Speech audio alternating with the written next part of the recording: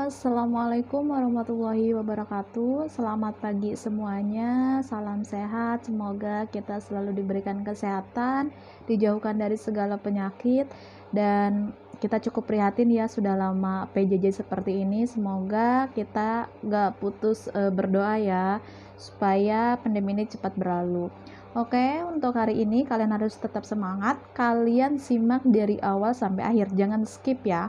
Jadi supaya kalian paham juga kalau misalnya dan simak dari awal sampai akhir supaya kalian tahu juga apa yang ibu sampaikan, terus adakah pertanyaan atau soal, karena saya gak bakalan ngasih tahu di awal gitu, khawatir kalian fokus ke penugasannya aja sedangkan materinya gak disimak gitu. Oke, sekarang kita mulai ke materi ya, kalian simak dari awal sampai akhir ya, ingat ya.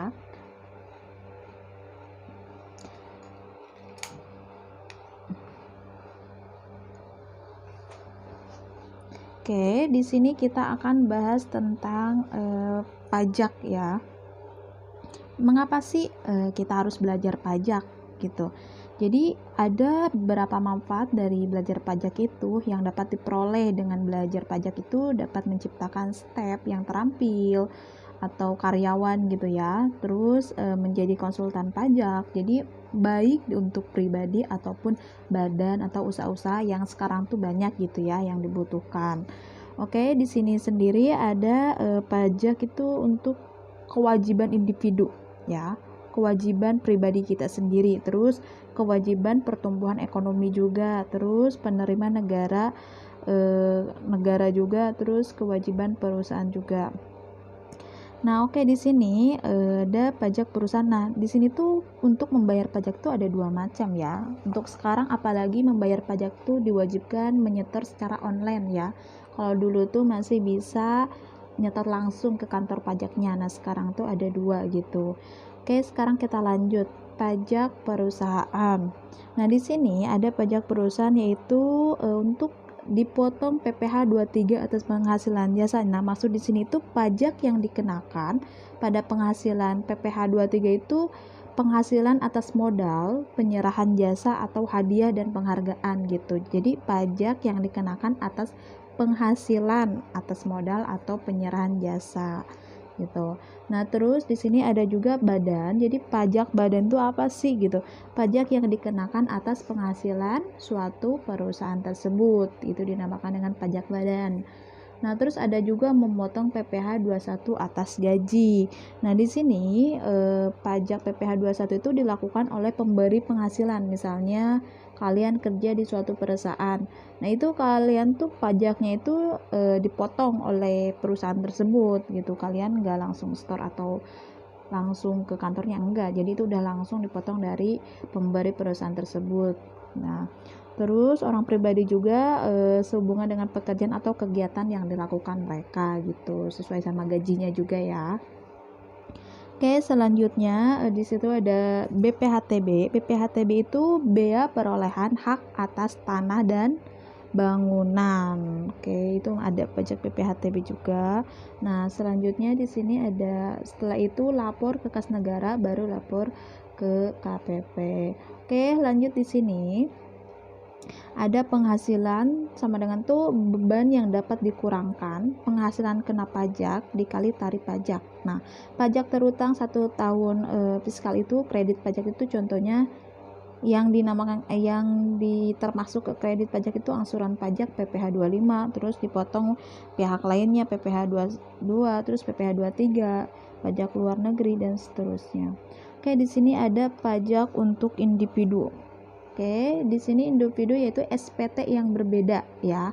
Jadi pajak yang untuk individu itu SPT-nya itu berbeda-beda karena di sini di setiap individu itu gak semua orang tuh sama gitu bekerjanya. Nah, ada yang bekerja dari satu pemberi kerja atau cuma satu kerjaan. Terus ada juga yang bekerja lebih dari satu kerjaan, misalnya ada sampingannya atau ada kerjaan lagi double gitu. Terus ada juga pemilik usaha sendiri gitu, individu tuh jadi SPT-nya beda-beda ya, nggak hanya sama gitu, enggak. Oke, terus selanjutnya ada pajak atas individu. Nah, kalau pajak atas individu itu dibayar langsung oleh individu sendiri. Jadi angsuran pajaknya itu bisa PPh 25. Terus pembayaran pajak akhir tahun PPh 28 atau 29. Oke, selanjutnya di sini ada dipotong oleh pihak lain. Nah, itu selain itu dipotong juga oleh pihak lain PPh 21, PPh 23, PPh 22 dan seterusnya. Oke, selanjutnya ada kewajiban pemotong pajak pihak lain atau withholding tax, yaitu PPh 21, PPh final. Jadi orang pribadi yang memperkerjakan pihak lain, misalnya kamu punya karyawan lagi gitu, itu jadi diri kamu sendiri memperkerjakan pihak lain. Terus ada PPN untuk individu yang menjalankan usaha. Jadi kalau kamu punya usaha itu ada PPN untuk usaha individu tersebut. Terus pajak lainnya seperti PBB, pajak daerah, PPNB, PPNBM, beban, PPNBM tadi ya udah dijelasin ya. Oke, selanjutnya kita beralih ke perbedaan pajak. Oke, perbedaan pajak dan akuntansi. Apa sih perbedaannya pajak sama akuntansi ini? Kalau misalnya pajak itu dasar hukumnya yaitu undang-undang. Sedangkan kalau akuntansi yaitu PSAK. PSAK itu pernyataan standar akuntansi keuangan. Itu standar hukum akuntansi. Nah, perbedaannya itu kalau PSAK atau akuntansi itu permanen, sedangkan kalau pajak itu temporer gitu. Kita lanjut lagi ke pengertian pajak. Pengertian pajak tuh banyak ya menurut profesor dan yang lainnya gitu, peneliti-peneliti lain. Jadi menurut Dr. Rahmat, jadi sebenarnya intinya itu dari pengertian pajak secara umumnya yaitu iuran rakyat nih dari kalian, dari perusahaan dan sebagainya kepada kas negara. Jadi berdasarkan undang-undang dengan tidak mendapatkan jasa timbul. Nah, ini kalau menurut Profesor Dr. Rahmat itu. Jadi iuran rakyat kepada kas negara berdasarkan undang-undang dan hasilnya dinikmati oleh negara juga, oleh rakyat juga, tapi tidak langsung ya. Jadi enggak secara langsung gitu. Jadi dikumpulkan ke kas negara dulu, mungkin nanti hasilnya bisa buat kayak pembangunan jalan dan sebagainya, infrastruktur ya. Oke, ini pajak menurut profesor yang lainnya atau peneliti yang lainnya.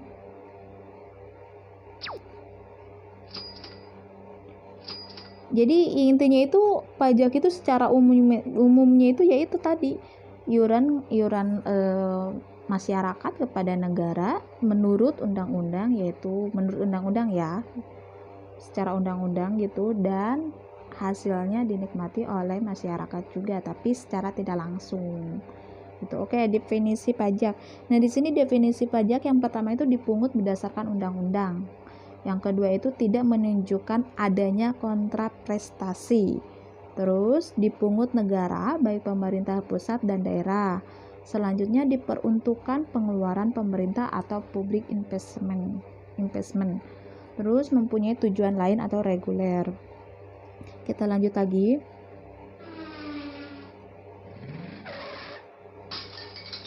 Nah, sekarang perbedaan pajak. Kalau tadi itu pajak itu iuran rakyat kepada kas negara menurut undang-undang ya.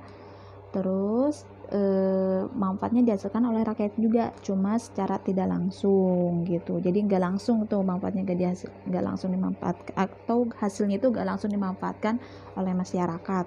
Nah, sedangkan kalau retribusi itu secara umum yang pengertian retribusi itu yang paling melekat tuh yang pertama, pemungutan retribusi harus berdasarkan undang-undang, masih sama ya, sama pajak.